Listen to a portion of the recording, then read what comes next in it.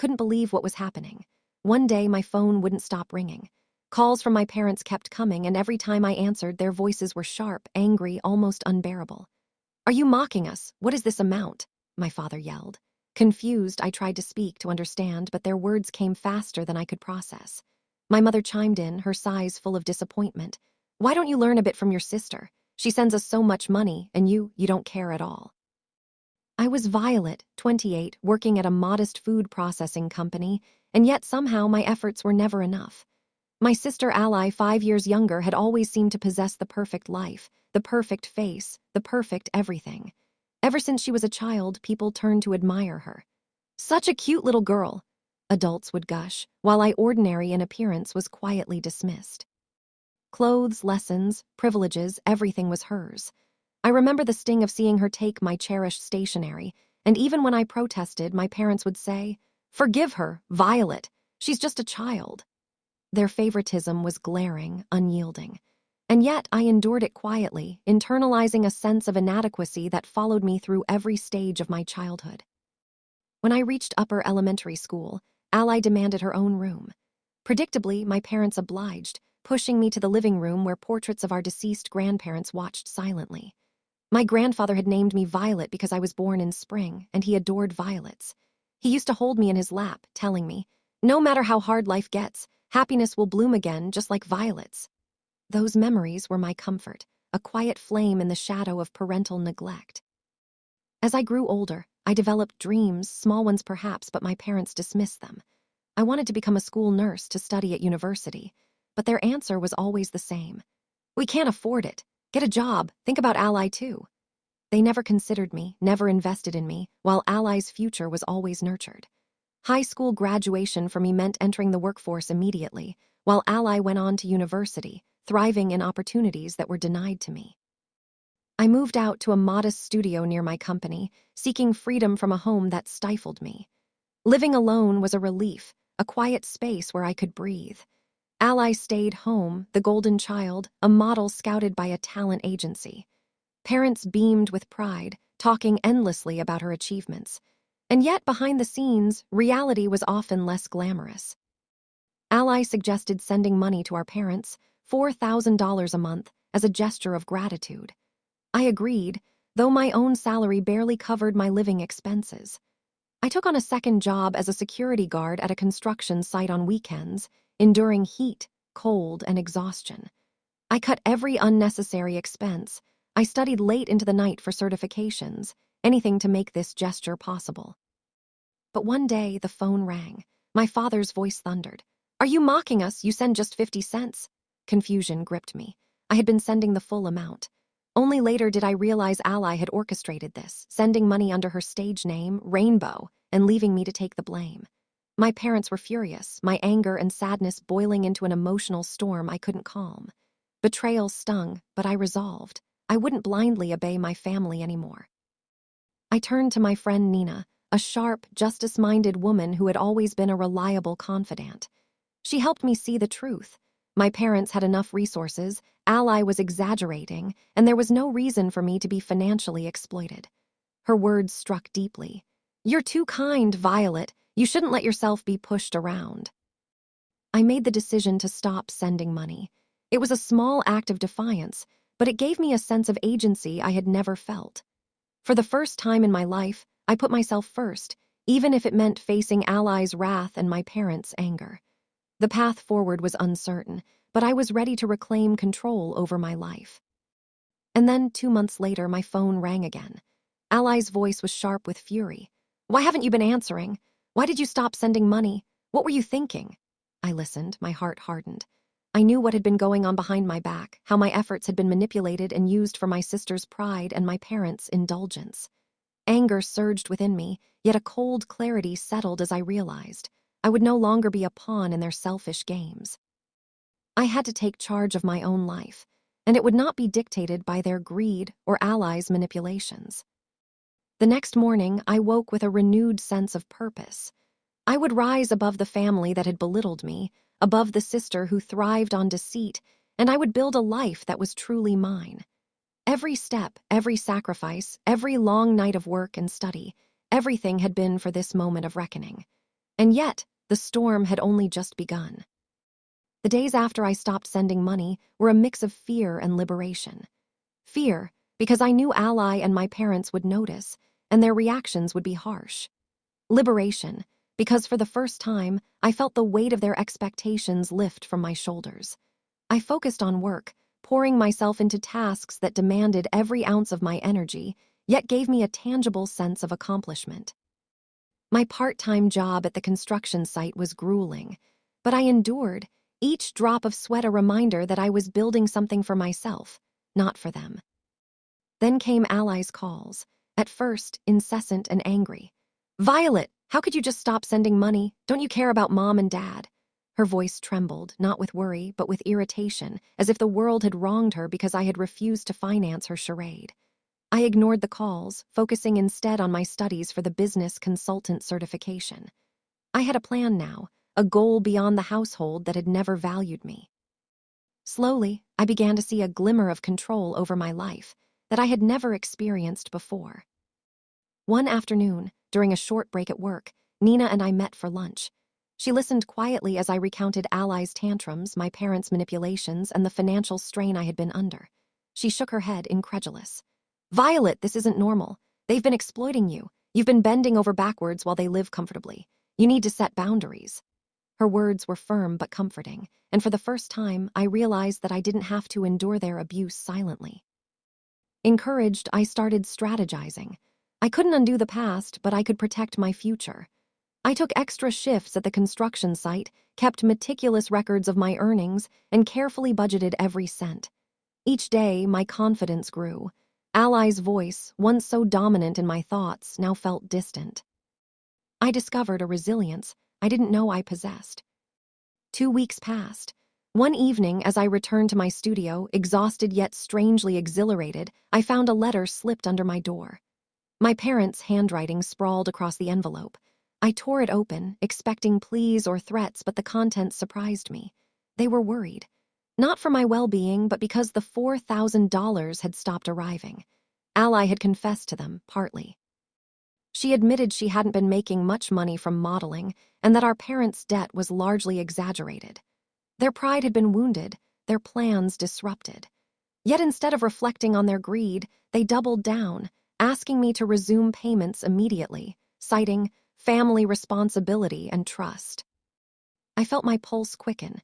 They still didn't see me, the sacrifices I had made, the nights I had spent burning the candle at both ends.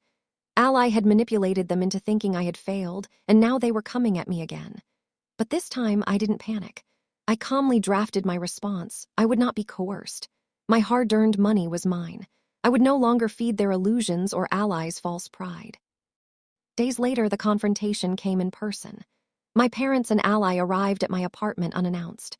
I opened the door to see their faces, the same faces that had belittled me for years, now showing surprise at the confidence and poise I had cultivated. I was dressed neatly, carrying the air of someone who had finally learned her own worth. Ally blinked, momentarily speechless.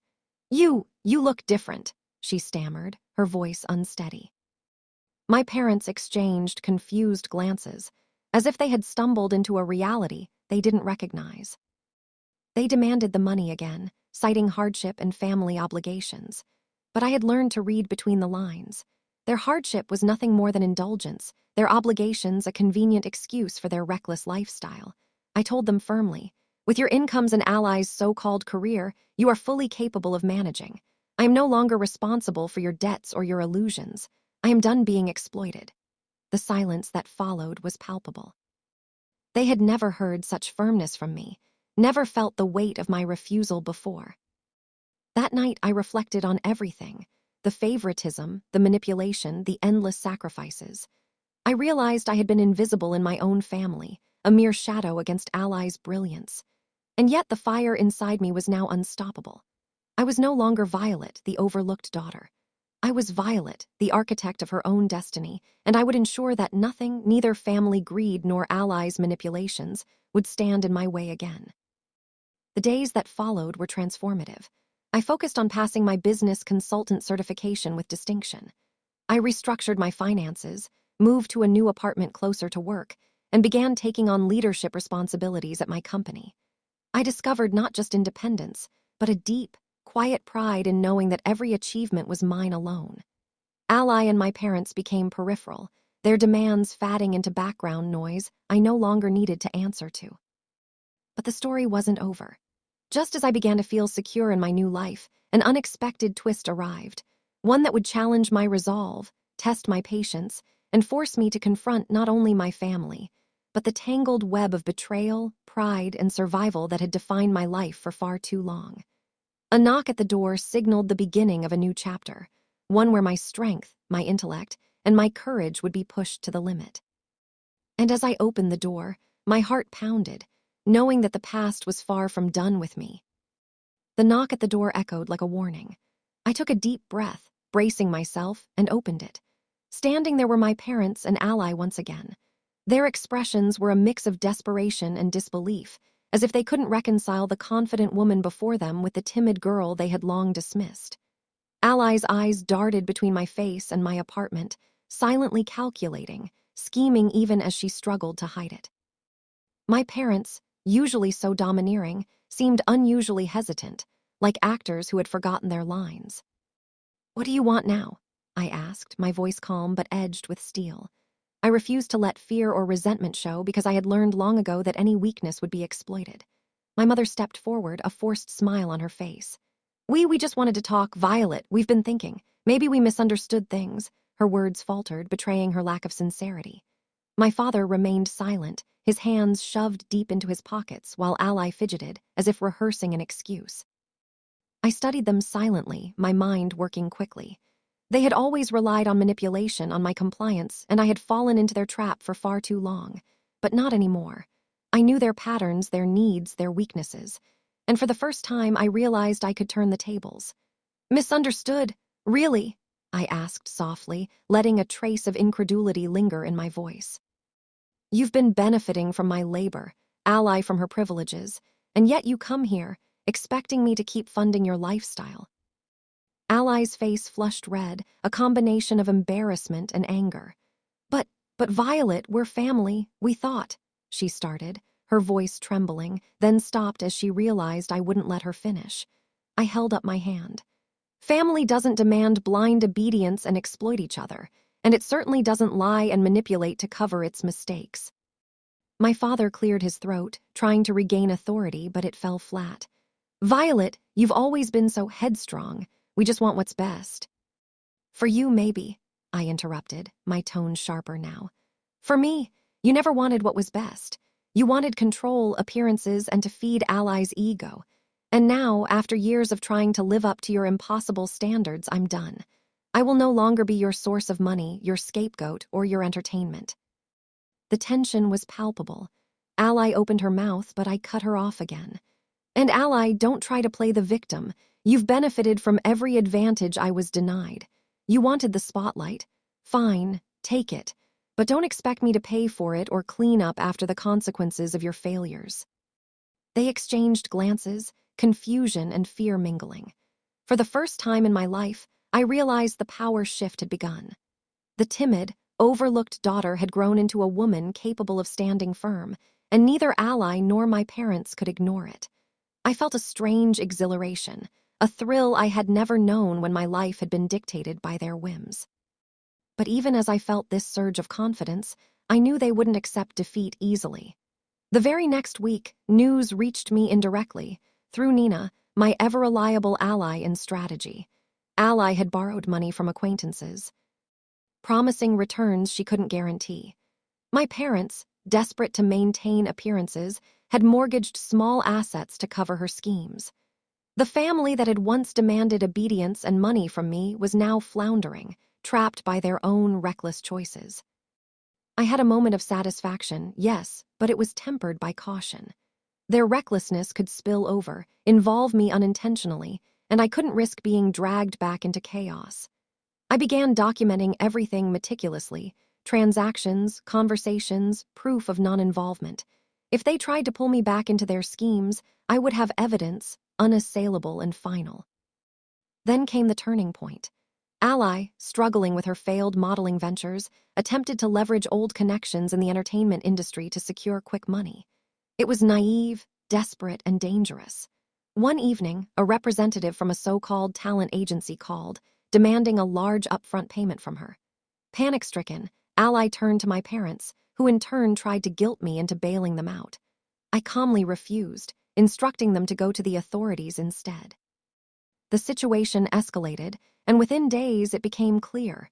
The agency was a scam. The money was gone.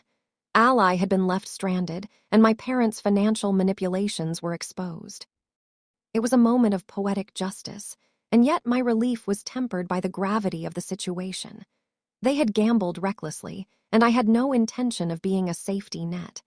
I realized that my independence was not just financial, it was emotional and strategic. I could navigate life without being tethered to their chaos, and that realization filled me with a newfound strength. And yet, just as I began to feel secure, a new challenge loomed. My parents, in a last-ditch effort, attempted to involve external agencies to pressure me, consumer finance companies, acquaintances, even casual contacts, to intimidate or manipulate me into compliance. I faced them with calm precision, declaring I had no association with their debts, refusing any responsibility. Each encounter reinforced my resolve, sharpening my sense of self-worth and independence. By now, I was no longer the timid Violet of my childhood. I had studied, worked, and built a life on my own terms. My income increased, my living situation stabilized, and my confidence soared. Ally's modeling career had collapsed under her reckless choices, and my parents were now forced to work through temporary agencies, living modestly for the first time in decades.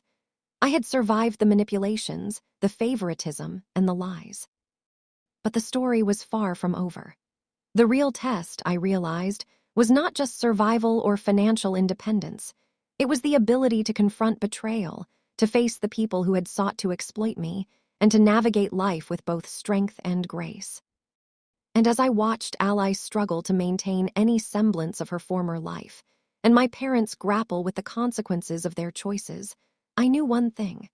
My journey of empowerment had only just begun, and the next steps would challenge me in ways I could never have imagined.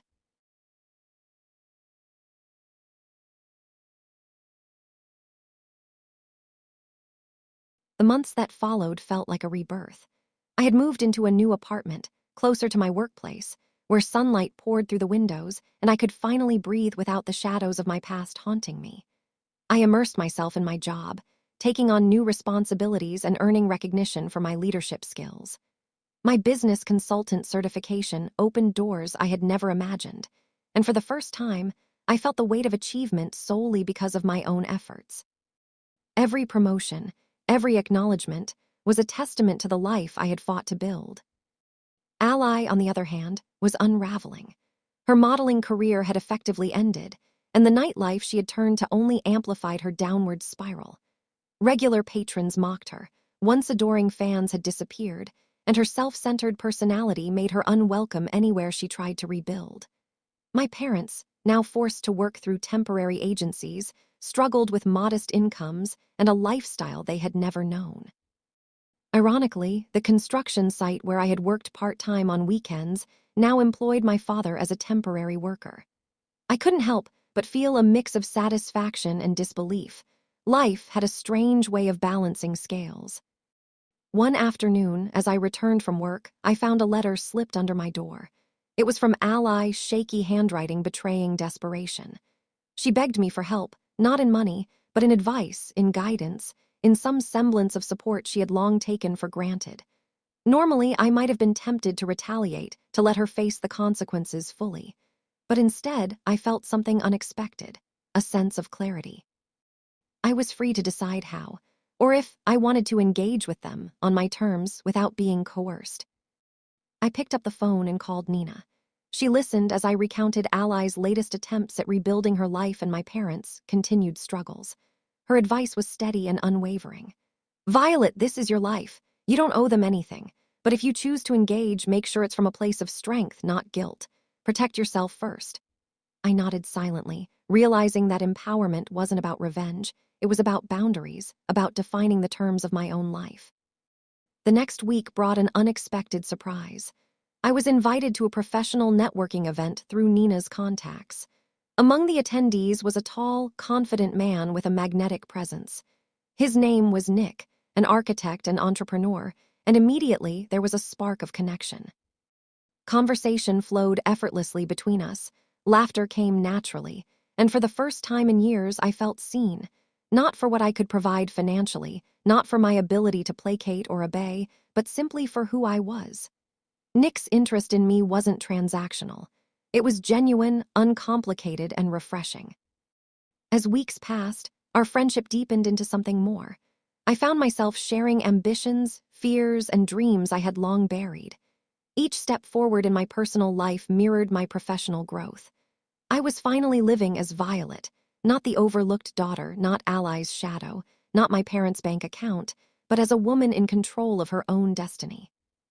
Ally, still struggling, reached out again, but this time her approach was different. Her arrogance had been replaced with humility, desperation tempered by the reality of her failures. She wanted guidance, structure, and perhaps a taste of the discipline she had always mocked in me. I listened calmly, weighing every word, knowing full well that compassion didn't mean sacrificing my boundaries. My parents, too, began attempting half-hearted apologies, but I saw through their words, understanding that real change required more than fleeting remorse. Amid this, I realized something vital. The life I wanted wasn't just about financial independence or professional recognition. It was about building relationships that were reciprocal, nurturing my own growth, and letting go of toxic ties without hesitation. Ally and my parents had taught me harsh lessons in manipulation, favoritism, and entitlement, but those lessons had forged resilience and clarity. I was no longer reactive. I was deliberate, strategic, and self-respecting. Then came the moment of affirmation. Nina's wedding, set in a breathtaking chapel overlooking the Miami Sea, was a celebration of love, trust, and the power of authentic connections. I attended with a calm confidence, witnessing the union of people who had cultivated joy and respect in each other's lives. Standing there, I reflected on my own journey, the years of struggle, the betrayals, the moments of despair, and the victories that had reshaped me. The ocean stretched infinitely before me, reminding me that life, like the waves, moves forward, relentless and beautiful. During the reception, I met Nick again, this time outside the formal setting, where conversation flowed freely. We laughed about the absurdities of life, shared dreams for the future, and found solace in mutual understanding. A sense of blooming emerged inside me, an echo of the violet flowers my grandfather had loved. For the first time, I could embrace joy without guilt, ambition without fear, and love without compromise. Yet beneath the serenity, a quiet tension lingered. My past, the manipulations, the betrayals, they were never fully behind me. Ally and my parents still existed in the same world, their actions unpredictable, their influence unpredictable. I knew that maintaining my newfound life required vigilance, courage, and a willingness to act decisively. The final chapter of my struggle was approaching, one that would demand everything I had learned, tested every boundary I had set, and ultimately decide if I could fully step into the life I had fought to create. And as I stood on the balcony, watching the sun dip into the horizon, I felt a resolve settle deep within me. I would no longer be anyone's pawn. I would no longer tolerate exploitation or deceit. The storm had passed, but the final reckoning, the true measure of my independence, was still to come. The final months of my struggle had transformed me in ways I could never have imagined. I was no longer the timid, overlooked Violet who had once endured favoritism, manipulation, and exploitation. I had built a life of my own, standing on the pillars of hard work, resilience, and careful strategy. My career flourished, my friendships deepened, and my personal life finally began to bloom with the warmth and authenticity I had been denied for so long. Then, unexpectedly, my past came knocking, literally. One evening, the doorbell rang, and standing there were my parents and Ally once again. Their faces were weary, their clothes modest, their arrogance replaced by a fragile humility. Time had humbled them, but I felt no immediate urge to soften toward them. I had learned that compassion without boundaries was dangerous. Forgiveness without wisdom was foolish. Ally looked at me with a mixture of shame and desperation. "Violet, she began, her voice breaking, but I cut her off gently. "You've made your choices. You've lived the consequences. I'm not here to punish you, ally, but I am here to set boundaries. My parents, too, hung back, realizing for the first time that I had grown into a force they could neither manipulate nor intimidate. I invited them inside, not to reconcile fully, but to establish a framework where they could interact with me without exploiting my independence. I listened as Ally admitted to mismanaging her finances, taking reckless risks in the entertainment industry, and even relying on our parents' resources inappropriately. My parents confessed to exaggerating financial hardship and attempting to manipulate me into compliance. They were honest, painfully so, and for the first time, the air between us was clear of deceit. I made a decision that surprised even me. I offered guidance, not money. Ally could take my advice, learn from my experiences, and rebuild her life through effort, not dependency. My parents could acknowledge their mistakes and work on living responsibly, but I would not be their safety net anymore. I was no longer available to be used as a pawn in their schemes. The power dynamic had shifted permanently. With that settled, I returned to my own life with renewed focus. My career continued to flourish, and the business consultant certification I had worked so hard for began to pay dividends in both opportunity and self-confidence. I moved into a slightly larger apartment, treating myself to small luxuries that symbolized my independence. Every detail, each piece of furniture, each book on the shelf, each meal I cooked for myself, was a declaration of autonomy. Then came love. Nick, the man I had met through Nina at her wedding, became an inseparable part of my life. His presence was steady, genuine, and completely non-transactional. Unlike Ally or my parents, he didn't care about appearances, about money, or about what I could provide. He cared about who I was. We laughed, we dreamed, and we built a shared vision of a future grounded in mutual respect and authenticity. For the first time, love felt like freedom, not a responsibility or a trap. Ally gradually found her own path as well, leaving behind the nightlife and failed modeling attempts. Though her journey was difficult, she learned to take responsibility for her life without relying on others' sacrifices. My parents continued working modest jobs, gradually embracing a simpler, more honest lifestyle. It wasn't perfect reconciliation, but it was a final, necessary alignment of truth and consequence. 5 years had passed since I had first broken free from their expectations. I attended Nina's wedding, standing beside her as she began a life built on love and trust. I reflected on my journey, from a girl forced into submission and undervalued, to a woman who had claimed her life through effort, courage, and unwavering determination. The memories of past injustices no longer burned with resentment. They were reminders of the strength I had discovered within myself. And in the quiet moments, I spoke to my grandfather long past, whose wisdom had once comforted me as a child. "Grandpa," I whispered, standing on the balcony with the sea stretching infinitely before me, "I've finally learned to blossom fully just like the violets you loved. I've created a life that is mine, and I'll continue to grow, to thrive, and to live with joy. Please watch over me and know that I've become the woman you always hoped I would be." The wind carried a sense of calm, and for the first time in my life, I felt complete. I had survived favoritism, manipulation, and betrayal. I had conquered the obstacles imposed by those who should have nurtured me. I had found love, built a career, and forged a life on my own terms. And as I looked forward, the future seemed limitless, vibrant, and filled with the promise of all the blooms yet to come. Violet, at last, was free.